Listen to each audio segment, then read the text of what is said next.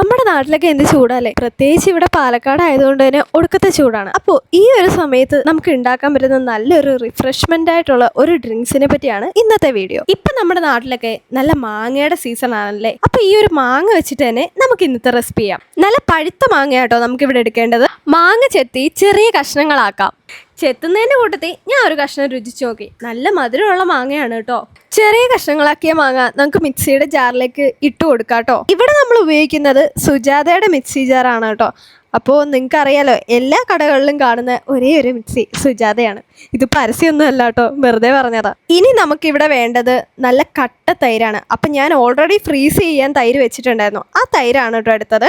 പിന്നെ നമുക്ക് ഇതിലേക്ക് കുറച്ച് പഞ്ചസാരയും കൂടി ആഡ് ചെയ്ത് കൊടുക്കാം. പഞ്ചസാരയൊക്കെ നിങ്ങളുടെ താല്പര്യം പോലെ ഇട്ട് കൊടുക്കുന്നതായിരിക്കും നല്ലത്. ഇനി നമുക്ക് ഇതിലേക്ക് കുറച്ച് വെള്ളം കൂടി ഒഴിച്ച് കൊടുക്കാം കേട്ടോ.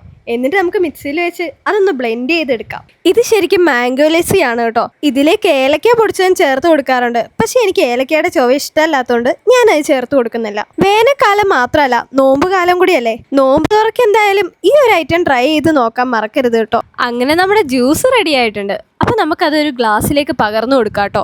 രാഹുലേട്ടന് മാങ്ങ എന്ന് വെച്ച് കഴിഞ്ഞാൽ ജീവനാണ്. അപ്പോൾ ഈ മാങ്ങ വെച്ചിട്ട് എന്ത് റെസിപ്പി ഉണ്ടാക്കാമെന്ന് കരുതിയിട്ടാണ് ഇങ്ങനെ ഒരു റെസിപ്പി എൻ്റെ കയ്യിൽ വന്നത്. ഗാർണിഷ് ചെയ്യാൻ എന്തായാലും വേറെ ഐറ്റംസ് ഒന്നും വേണ്ട, മാംഗോ തന്നെ മതി. അപ്പോൾ അതൊന്ന് ചെറിയ കഷ്ണങ്ങളാക്കി അതിൻ്റെ മണ്ടയ്ക്ക് ഞാൻ ഇട്ട് കൊടുത്തിട്ടുണ്ട് കേട്ടോ. ഇനി നമുക്കത് നേരെ രാഹുലേട്ടന് കുടിക്കാനായിട്ട് കൊണ്ടു കൊടുക്കാം. പക്ഷേ ഇവിടുത്തെ ട്വിസ്റ്റ് എന്താണെന്ന് വെച്ച് കഴിഞ്ഞാൽ, രാഹുലേട്ടനെക്കാട്ടിലും താല്പര്യം പൃഥുവിനായിരുന്നു ആ ഒരു ജ്യൂസ് കുടിക്കാനായിട്ട്. അവനാണെ ഭയങ്കരമായിട്ട് കൊതിയോടത് കുടിക്കുന്നത് ഞാൻ കണ്ടു. ഇപ്പം മനസ്സിലായില്ലേ, കൊച്ചു കുട്ടികൾക്കും വലിയവർക്കും വരെ ഈ ഒരു റെസിപ്പി ഇഷ്ടപ്പെടാതിരിക്കത്തില്ല.